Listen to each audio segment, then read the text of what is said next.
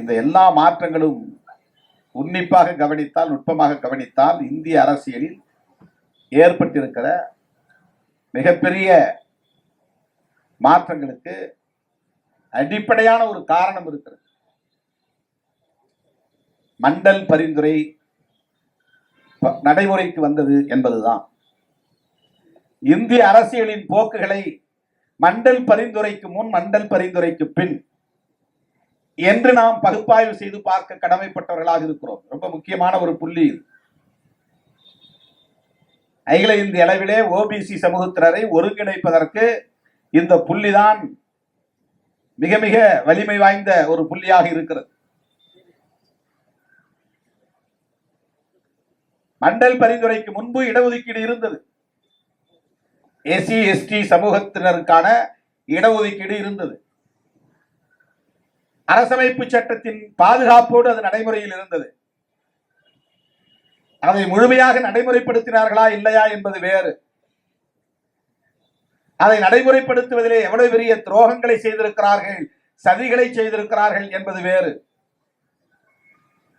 ஆனால் அதற்கு கடுமையான எதிர்ப்பு என்பது வெளிப்படையாக இல்லை. விபி சிங் அவர்கள் பிரதமராக இருந்த காலத்திலே மண்டல் பரிந்துரை நடைமுறைக்கு வந்தது. அது நடைமுறைக்கு வந்த நொடியில் இருந்து உயர் சாதி அல்லது முன்னேறிய சாதி அல்லது பார்ப்பன பனியா போன்ற அடையாளங்களை கொண்ட சாதிகள் எவ்வளவு ஆவேசமாக வீதிக்கு வந்தார்கள், வெகுண்டெழுந்தார்கள், இரத்த வெறி கூச்சல் போட்டார்கள், விபி சிங் ஆட்சியை கவிழ்த்தார்கள். அதன் பிறகு எப்படி அவர்கள் அரசியலை முன்னெடுத்தார்கள், காய்களை நகர்த்தினார்கள் என்பதுதான் இங்கே கவனிக்க வேண்டிய ஒன்று, நாம் விவாதிக்க வேண்டிய ஒன்று. ஓபிசி சமூகத்தினருக்கு கல்வியிலும் வேலை வாய்ப்பிலும் இடஒதுக்கீடு வேண்டும் என்கிற குரல் நீண்ட காலத்து குரல். அதற்கான போராட்டம் என்பது நாடு விடுதலை பெற்ற நாளில் இருந்தே தொடங்கிவிட்டது. புரட்சியாளர் அம்பேத்கர் அவர்கள் தன்னுடைய அமைச்சர் பதவியை ராஜினாமா செய்துவிட்டு வெளியே வந்த போது அவர் சொன்ன காரணங்களும் இதுவும் ஒன்று. ஓபிசி சமூகத்தினரின் நலன்களை பாதுகாப்பதற்கென்று ஒரு ஆணையம் அமைக்க வேண்டும் என்று நான் தொடர்ந்து வலியுறுத்தி வருகிறேன். பண்டிட் ஜவஹர்லால் நேரு அவர்களின் தலைமையிலான இந்த அரசு அதை பொருட்படுத்தவில்லை என்ற குற்றச்சாட்டை வெளிப்படையாக வைத்தார். காக்கா கலேல்கர் அவர்களின் தலைமையில் அதன் பிறகு ஒரு கமிஷன் போடப்பட்டது. அந்த அறிக்கை அரசிடம் சமர்ப்பிக்கப்பட்டும் அன்றைக்கு அது நடைமுறைக்கு வரவில்லை, கிடப்பிலே போட்டு விட்டார்கள். அதன் பிறகு நாடு தழுவிய அளவிலே ஓபிசி மக்களின் சமூக நீதி குறித்த குரல் இன்னும் வலுவாக எழுந்த பிறகு மண்டல் பிபி மண்டல் தலைமையிலே ஒரு குழு அமைக்கப்பெற்று அந்த அறிக்கை அரசுக்கு ஒப்படைக்கப்பட்ட நிலையில் நல்வாய்ப்பாக விபி சிங் பிரதமரானார். அவர் பிரதமர் ஆவதற்கு தமிழ்நாட்டில் இருந்து நம்முடைய திராவிட முன்னேற்ற கழக தலைவர் முத்தமிழறிஞர் கலைஞர் உள்ளிட்ட தலைவர்கள் பேராதரவாக நின்றார்கள். திராவிடர் கழகம் பேராதரவாக இருந்தது என்பது வரலாறு. ஆகவே என்ன பாதிப்பு ஏற்படும், எத்தகைய எதிர்விளைவு உருவாகும், ஆட்சி கவிழும் என்பதெல்லாம் தெரிந்தும் பிஜேபி அன்றைக்கு வாஜ்பாய் தலைமையிலான பிஜேபி அன்றைக்கு விபி சிங் ஆட்சிக்கு ஆதரவளித்துக் கொண்டிருந்த நிலையில் அவர்கள் திரும்ப பெறுவார்கள் என்பது, ஆதரவை திரும்ப பெறுவார்கள் என்பது தெரிந்த நிலையிலும் ஆட்சியே பறிபோனாலும் அதை நடைமுறைப்படுத்துவேன் என்று நடைமுறைப்படுத்தியவர் சமூக நீதி காவலர் விபி சிங் அவர்கள். அதன் பிறகு இந்திய அளவிலே ஏற்பட்ட அரசியல் மாற்றங்கள் குறித்து நாம் விரிவாக விவாதிக்க வேண்டியிருக்கிறது. எப்படி RSS தீவிரமடைந்தது, சங் பரிவார்கள் எப்படி வலிமை பெற்றார்கள், எப்படி அவர்கள் வெளிப்படையாக வந்து ஓபிசி மக்களுக்கு எதிரான காய்களை நகர்த்தினார்கள். அதுதான் முக்கியமானது, மிக மிக முக்கியமானது, அடிக்கோடிட வேண்டிய செய்தி அது. RSSும் பிஜேபியும் விஸ்வ இந்து பரிஷத்தும் இதர சங் பரிவார அமைப்புகளும் வீதிக்கு வந்து மிகப்பெரிய அளவிலே போராட்டங்களை நடத்தினார்கள். அதிகாரத்தை நோக்கி வேகமாக நகர்ந்தார்கள். முன்னேறிய வகுப்பினர் தனிமைப்படுத்தப்படுகிறார்கள் என்ற கூச்சல் போட்டார்கள். எல்லா தளங்களிலிருந்து முன்னேறிய வகுப்பினர் அப்புறப்படுத்தப்படும் நிலை உருவாகிறது. நீதித்துறை உள்ளிட்ட அனைத்து தளங்களிலும் நெடுங்காலமாக ஆதிக்கம் செலுத்தி வந்த அந்த முன்னேறிய வகுப்பினரின் அதிகாரம் மெல்ல மெல்ல பறிக்கப்படுகிறது. அந்த எண்ணிக்கை குறைந்து வருகிறது. எல்லா இடங்களிலும் ஓபிசியின் நுழைவு இருக்கிறது. என்ட்ரி, உள்ளே நுழைகிறார்கள். இதை தடுக்க வேண்டும் என்பதுதான் அவர்களின் மிக முக்கியமான முனைப்பாக இருந்தது.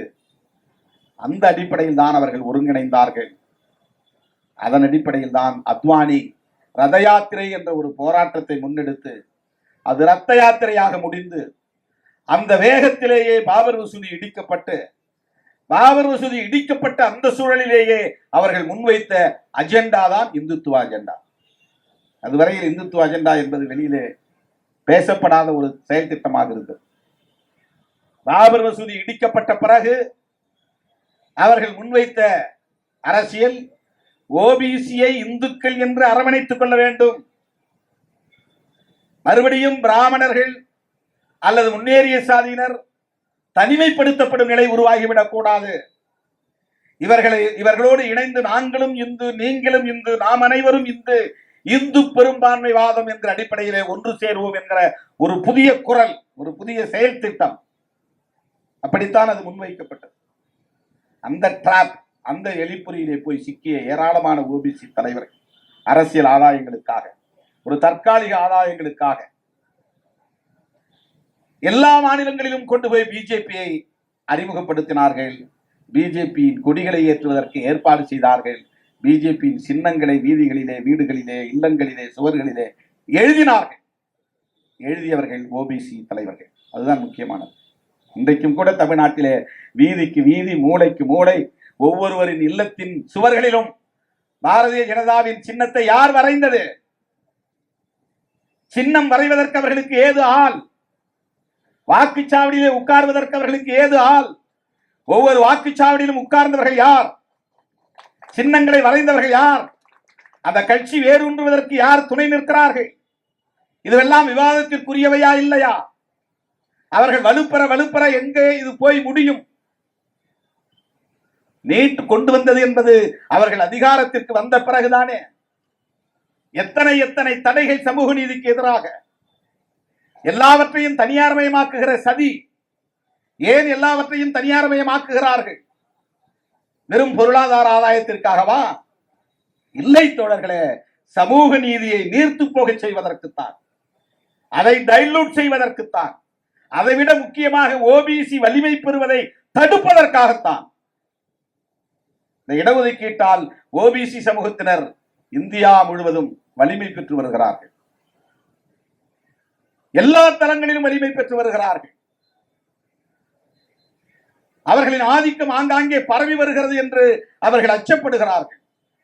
அதை தடுக்க வேண்டும். ஓபிசி சமூகத்தினரை வைத்தே தடுக்க வேண்டும். ஓபிசி சமூகத்தினரை வைத்தே தடுப்பதற்காக அவர்கள் கண்டறிந்த ஒரு செயல் திட்டம் தான் இந்துத்துவ அஜெண்டா. பாதகம் செய்பவரை கண்டால் நாம் பயங்கொள்ளலாகாது பாப்பா, மோதி மிதித்து விடு பாப்பா, அவர் முகத்தில் உமிழ்ந்து விடு பாப்பா. அண்மை செய்திகளை உடனுக்குடன் தெரிந்து கொள்ள இணைந்திருங்கள் இயம்நாடு தொலைக்காட்சியுடன்.